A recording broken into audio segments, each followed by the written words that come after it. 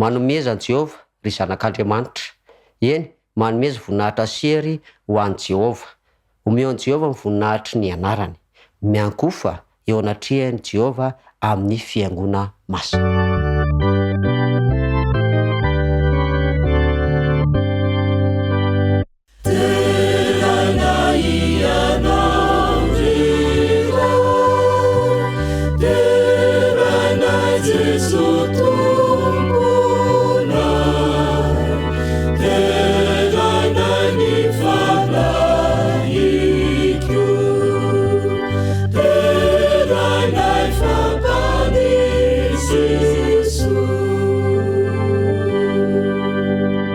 Ivavatsika. Andriamanitra ray tsara any an-danitra. Andriamanitra fitiavana ianao dia izao tontolo izao ary tiany fiangonana ihany koa. Ankehitriny izay tonga amin'izao fotoana fanompoam-pivavahana izao, mangataka ny fanatrehanao, mangataka ny fananao masina, hampangino ny fahoafa rehetra, fa ny feonao no renay. Amin'ny anaran'i Jesosy, amen.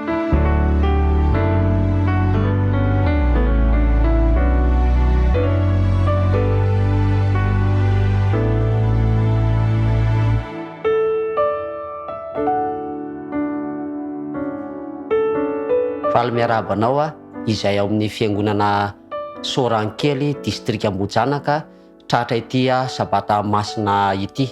Ny fanerinay anie ny fotoana rehetra izay arahanao mandritra ity sabata ity hitondra hery sy fanavaozana ny ara-panahinao manokana anie izany. Dia mirasoanao amin'izao fanarahana izao fotoana izao.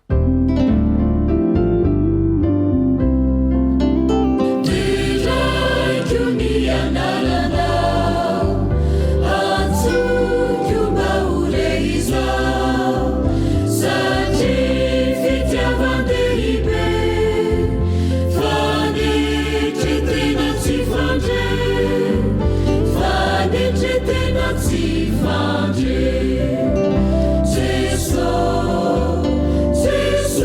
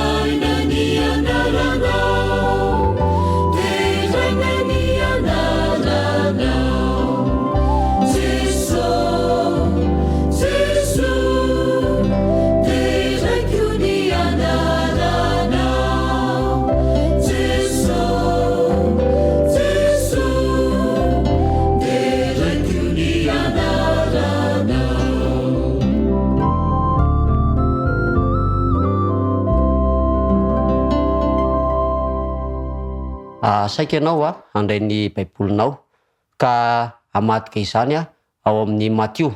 Ao amin'ny Matio 5:5-9. Hovakiana amin'ny anaran'i Jesosy. Sambatra ny madio am-po fa izy no ahita n'Andriamanitra. Hovakitsika manaraka indray ao amin'ny Apokalipsy. Ao amin'ny Apokalipsy 5.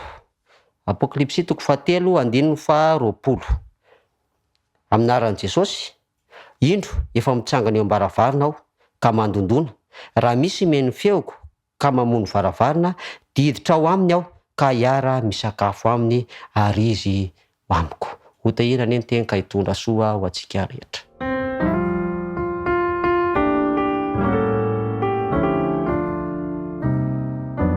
Ary vavaka ary isika.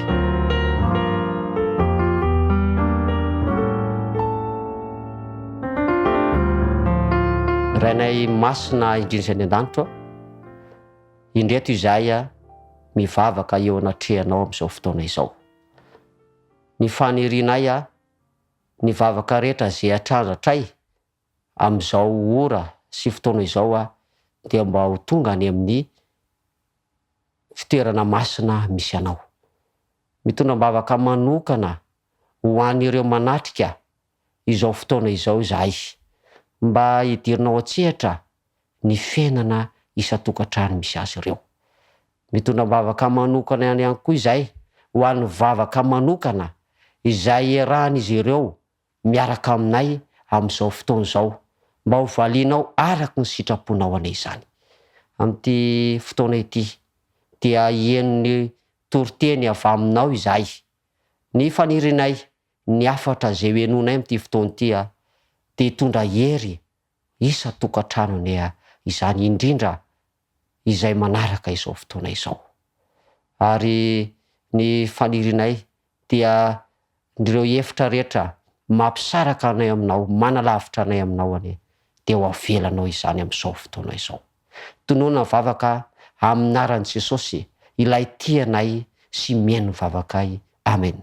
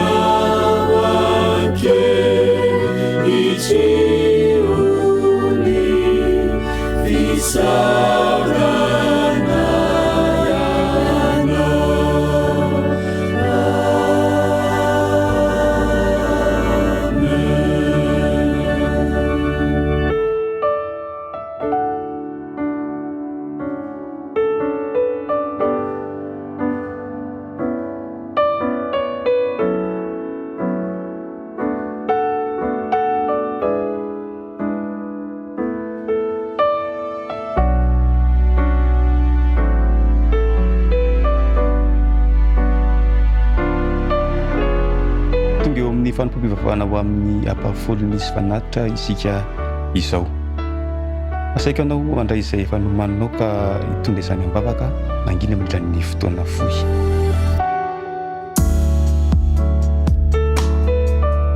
Amen. Mino fa efa nanomana ianao, mino fa efa misy zavatra maro tao an-tsainao andritran'ny fotoana rehetra tamin'ny herinandro iny, ka ny fanontaniana mipetraka amin'ity an'ity dia hoe inona no afonao ho an'Andriamanitra, inona no afonao ho an'Andriamanitra. Ao amin'ny bokin'ny Hebreo ao 13:9-20 no andeha horaisintsika, hovakitsika amin'ny anaran'i Jesosy manao hoe: fa aza manadino anao ny soa sy hiantra fa fanatitra toy izany no sitrak'Andriamanitra. Nandritra ny fotoana niasanao tamin'ny herinandro mino fa efa nieritreritra ny sainao, mety efa nanomana ny fonao ary namerina izany fanontaniana izany hoe inona no afoko ary inona no omeko an'Andriamanitra mandritra ny fotoana amerenana izany. Eto ny toko sy andininy dia mametraka hoe ireo tsy manadino anao ny soa sy antra. Mety misaina isika, mety lasa lavitra ny fisainantsika manao hoe aiza marina ny lalan'ny fanatitra sy ny ampafolony, fa ankehitriny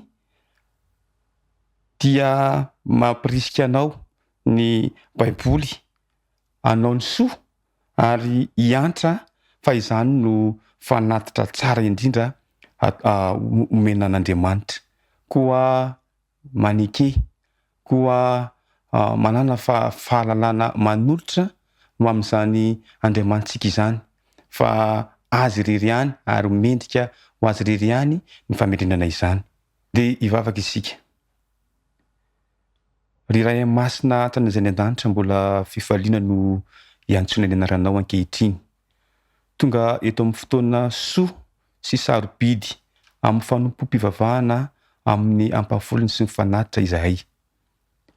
Mino aho fa ainao ny tsirairay avy izay manolotra izany, ny toe-tsain'ny tsirairay avy izay manolotra izany, ny fitiavan'ny tsirairay avy manolotra izany. No fanirianay dia ankasitrahanao ary ho anitra eo amin'ny seza fiandriananao ny fanatitra sy ny ampafolony atolotray ho anao. Ary ny fotoana rehetra amin'ity sabata ity ihany koa dia atolotra eo anatrehanao ho ambany fitantananao irery ihany izany. Patononona favaka amin'ny anaran'i Jesosy. Amen.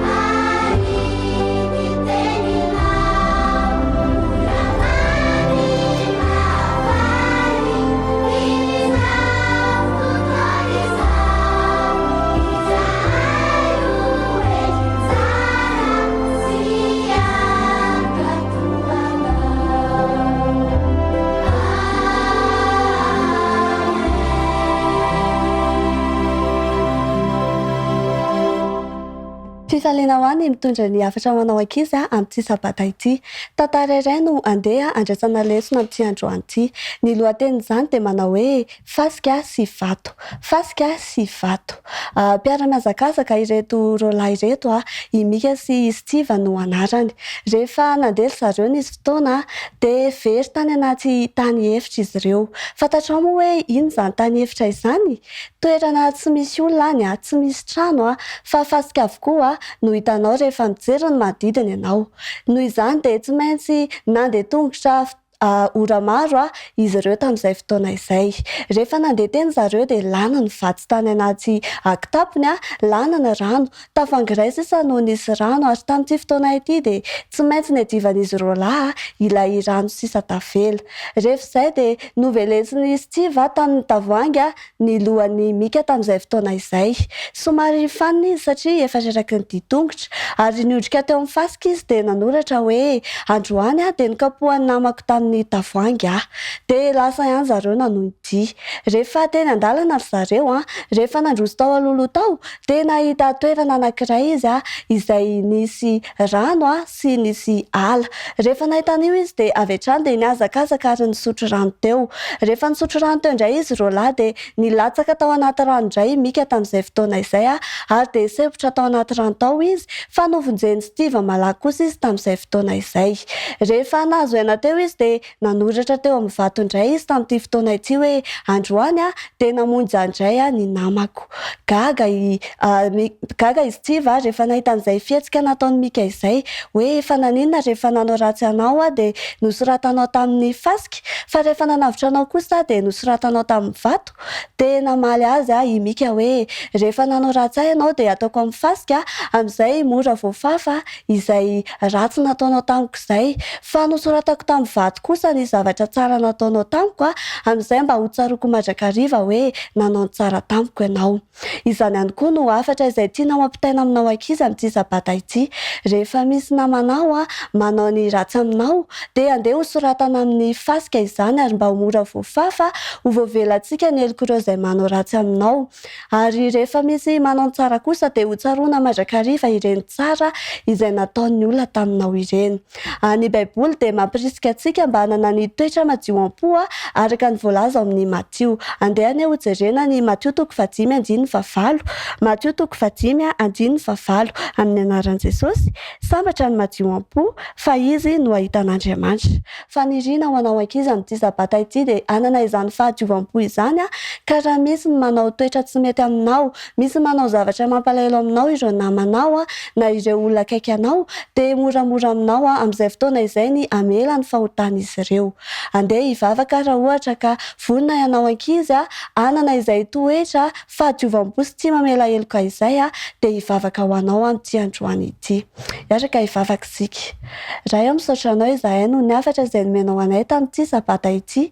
Mangataka izahay mba ho aminay ankizy mandrakariva ny fanahinao masina ka raha misy manao tsy mety aminay ireo namanay dia mba hanana fahadiovam-po izahay ka ahay amela ny heloka izy ireo. Izany vavaka izany no irinay sy angatahanay amin'ny anaran'i Jesosy. Amen.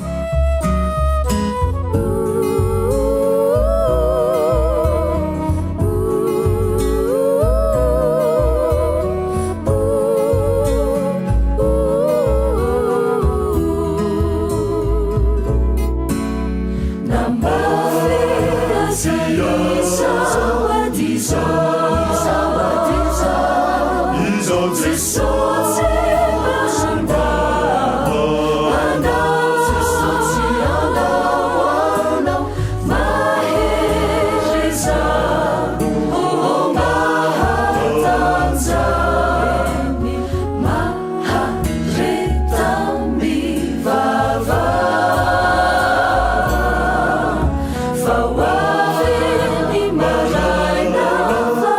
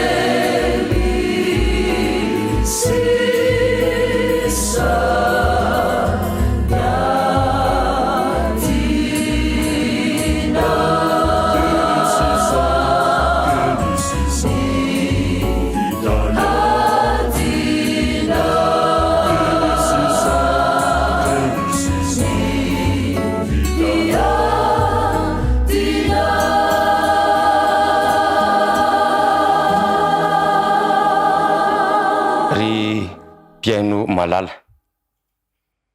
Na dia efa vitandreo namana teo aloha ny fiarabana, dia tiako ny mbola manatitratitra zany ho anao ankehitriny. Ny fiarabana ho ny masy toy ny fahalava avany ka dia tsy mba lany amamina. Ko raha andre izao afatra avy amin'Andriamanitra izao dia faly aho manolotra ny araba ho anao amin'ity atoandro ity. Androany tsika dia hijery lohahevitra anankiray nampitondraina ny lohateny hoe fanalahidy telon'ny manamafy orona ny fifankatiavan'ny ankonana.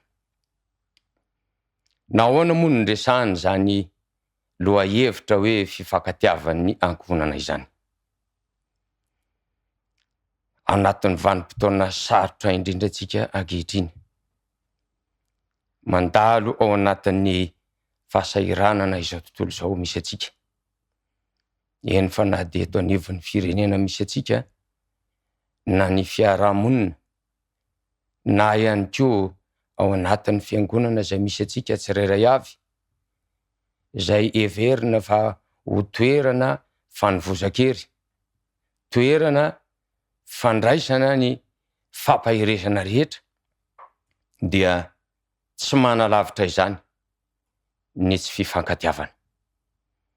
Ary indrindra no resantsika androany dia mikasika ny ankonana. Nahoana moa no tonga amin'izany toe-javatra izany isika?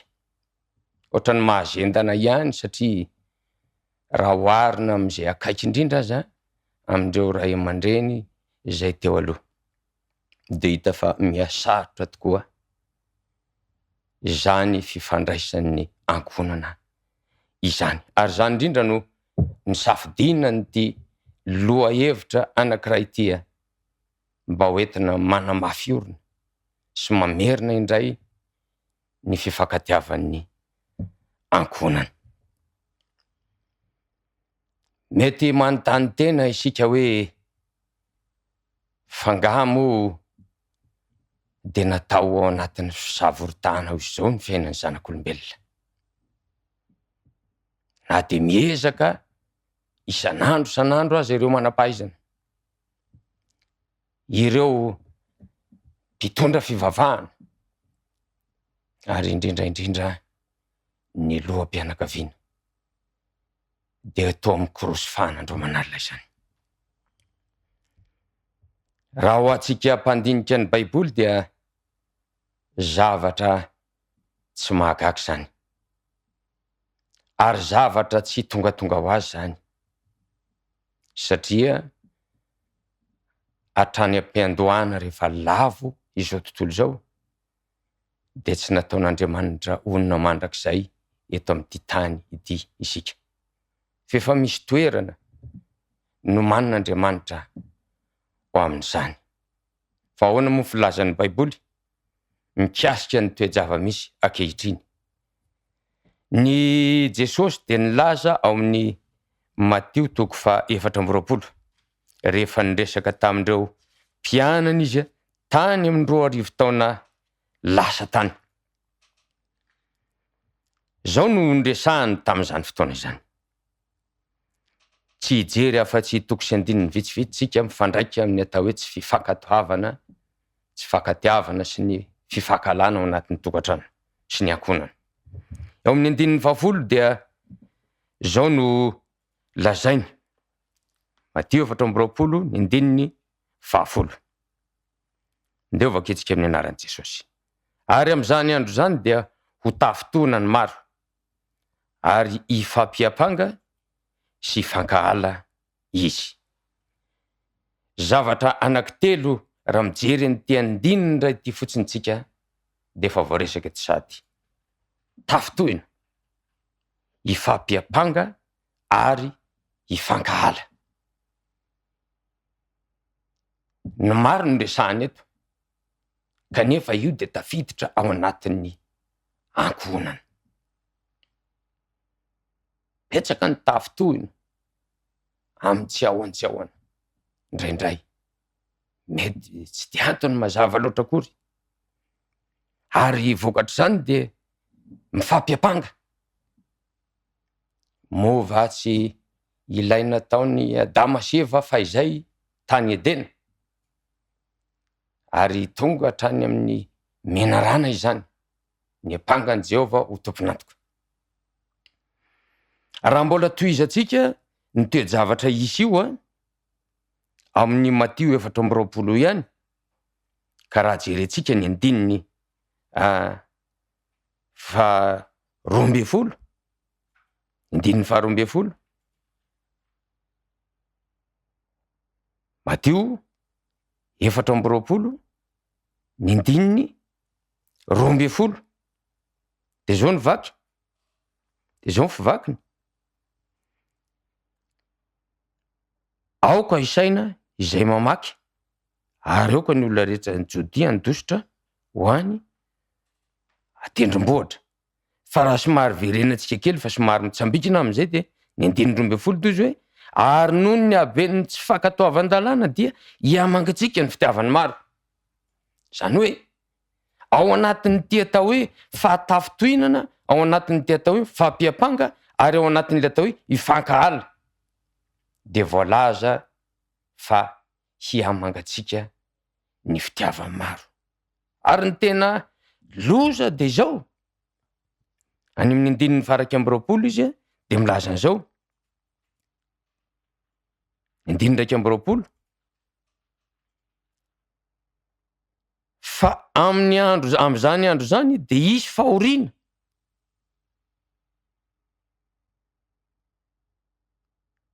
izay mbola tsy nisy toazy hatr'izay, ary tsy hisy intsony.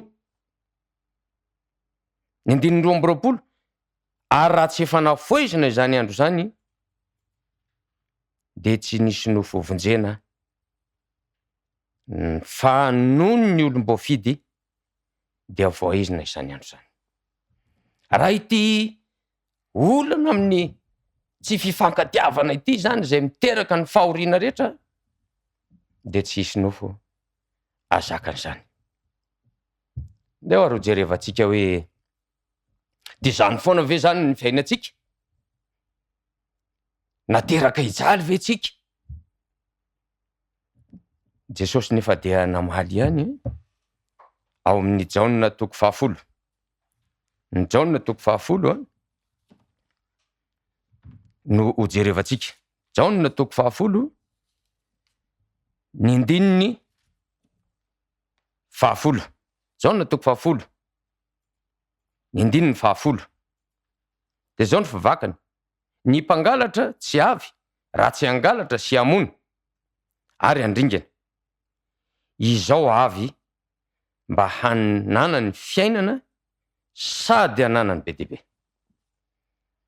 Misy vahaolana ray zany eto aloha, nomeny ny mpamonjy izay nilaza n'le toe-javatra sarotra ho avy ihany, fa afaka manome fiainana, ary fiainana be dia be ho ahy sy ho anao Jesosy.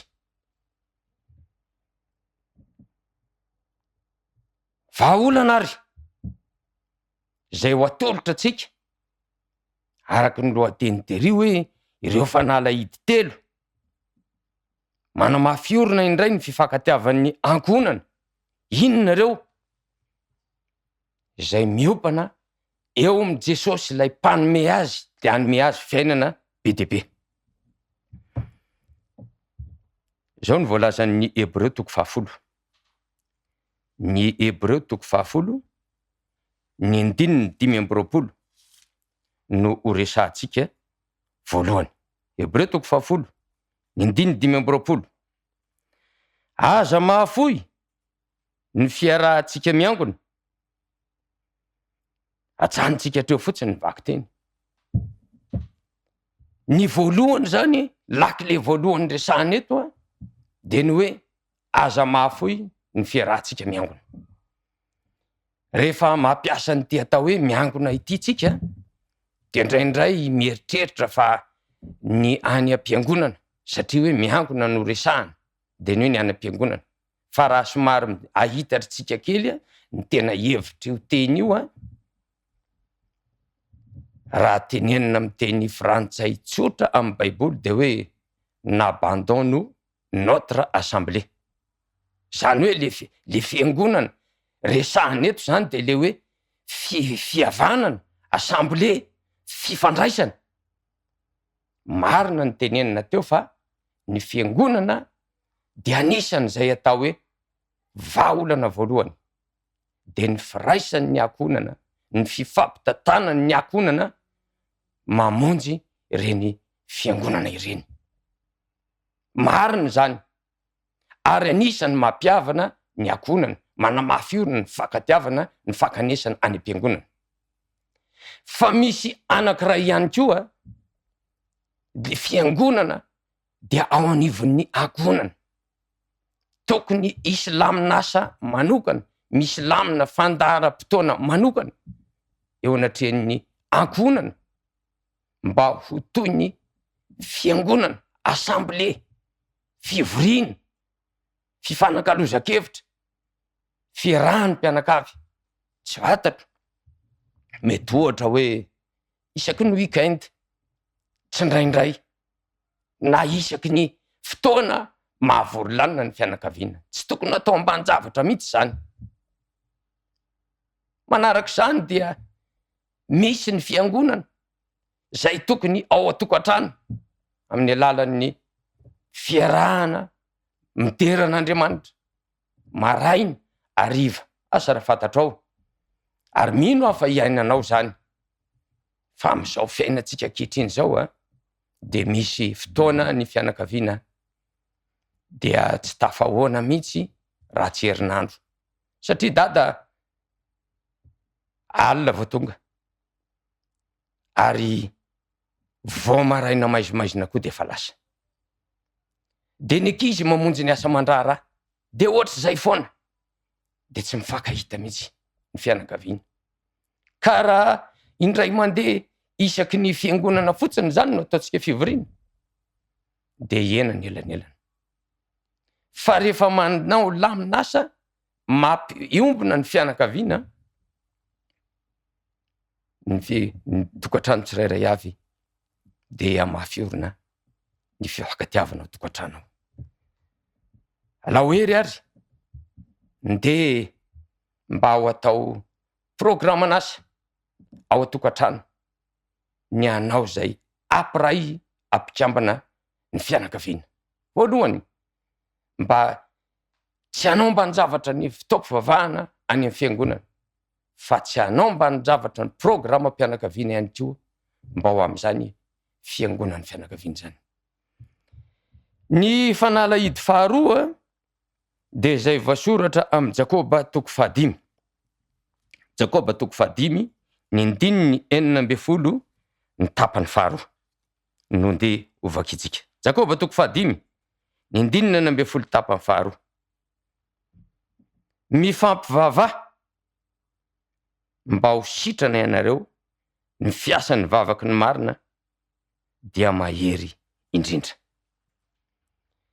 Fanalahidy anankiray faharoa ilaina mba hampiverina, hamafy orina mifankatiavana fianakaviana de zao, mifampivavaka. Rehefa mandeha miasa dada, mba manana fotoana renao ramatoa, reny mpianakaviana, mivavaka ho an'ny dada mandeha miasa. Ary ianao koa ray mpianakaviana, na de any amin'ny toeram-piasana ho azy, ka andeha ataontsika hoe ao an-tokantrano ny vehivavy, manana fotoana, mivavaka ho an'ny vadinao. Ianareo zanaka, mivavaha ho an'ny ray aman-dreny.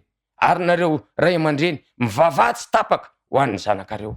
Zany ny atao hoe mifampivavaka. Ary ny soritany manokana ny hoe fivavaky ny marina. Eto ngamba no tiana resahana eto, tsy hoe ny fivavaky ny marina satria tsy misy marina na de iray azy, fa ny hoe fivavaka marina.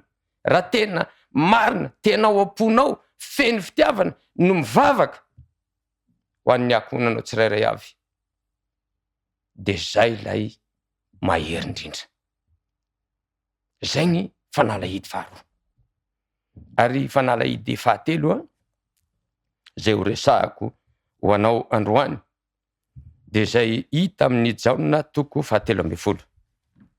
jaona toko 17. Rehefa mijery nyity jaona toko 17 ty tsika, dia ny zavatra hitatsika eo rehefa jerena ny soramandry dia hoe nanasany Jesosy ny tongotry ny mpianany. Fa rehefa avakinany ataontsika hoe ny tena tontolo-kevitra io fampianarany jaona toko 17 dia miresaka ny amin'ny andro firavoravon'ny Paska.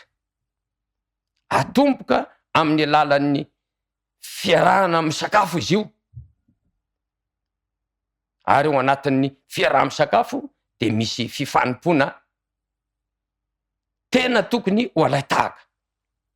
Satria zao, rehefa tonga ny andro firavoravona ho an'ny Paska dia novoriany Jesosy ny mpianany mba hiara-hinana, hiara-isakafo. Ny tena zava-dehibe amin'ity lohahevitra ity zany dia ny hoe fiaraha-misakafon'ny fianakaviana.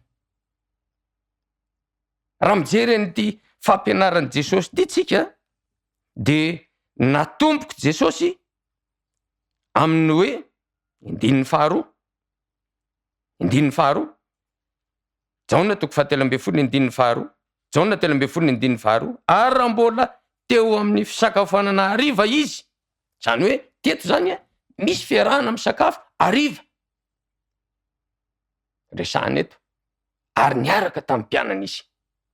Dia nisy ohatra tsara napetraka Jesosy amin'izany fiaraha misakafo izay tokony ho alaitsika tahaka, satria izay ilay fanalahidy fahatelo. Eo izy eto amin'ny indininy manaraka. Indininy fahadimy. Ary rehefa vita izany dia napidina rano tamin'ny tavy izy ka nanomboka nanasa ny tongotry ny mpianatra sy namaoka azy tamin'ny lamba famaona ny sikinany. Fiaraha-misakafo miavaka, satria fiaraha-misakafo zany izay natao mba hifanompoan'ny fianakaviana. Tsy hanaovana teny maharary, tsy hanaovana fandatsana, fa fiaraha-misakafo anehoana fa ny lohan'ny fianakaviana dia mikarakara ny ankonana. Ary jerevina no nresahan'i Jesosy tery ambany. Indininy 17, jaona toko 17 indininy 17. Ianareo manao aho hoe mpampianatra sy tompo, ary marina zany filazanareo zany, fa izany tokoa aho. Indininy 14, ka raha izaho tompo sy mpampianatra, aza hanasa ny tongotrareo, ianareo koa mba tokony hanasa ny tongotry ny namanareo. Rehava malala, ny fiaraha-misakafo dia tapitra toetra anankiray mampiavaka ny ankonana. Ary raha jerevantsika ny vaky teny fototra zay efa mivakina teo aloha, ny Apokalipsy toko 3, ny indininy 20, Apokalipsy toko 3, ny indininy 20, dia zao ny vakiny. Indro efa mitsangana eo am-baravarana ka mandondona, raha misy mihaino feoko ka hamono varavarana, dia hiditra ao aminy aho ka hiara-isakafo aminy ary izy amiko. Rehava malala, ny fianakaviana manana fiainana toy izany, na Kristy aza te hiara-isakafo aminy, te hiaraka aminy. Ary any amin'ny bokin'ny Isaia toko 5:20, ny indininy 5:20 dia milaza izy fa na dia ny mpifahavalo indrindra ny zanak'ondry sy ny liona aza dia hiara-isakafo. Rehava malala, ndeha ary ho raisitsika mba ho filamatra manomboka izao ireo fanalahidy telo izao, ka anokana fotoana be indrindra amin'ny fiainantsika isika ampiangona amin'ny fianakaviana. Zay ny voalohany. Ny faharoa, mba hifampivavaka, ary ny farany dia tsy hanao ambany zavatra ny fiaraha-misakafo ao amin'ny fianakaviana. Andriamanitra ny ombantsika tsirairay avy, ary samy mba hita soa sy fanambinana ny tokantrano rehetra. Amen.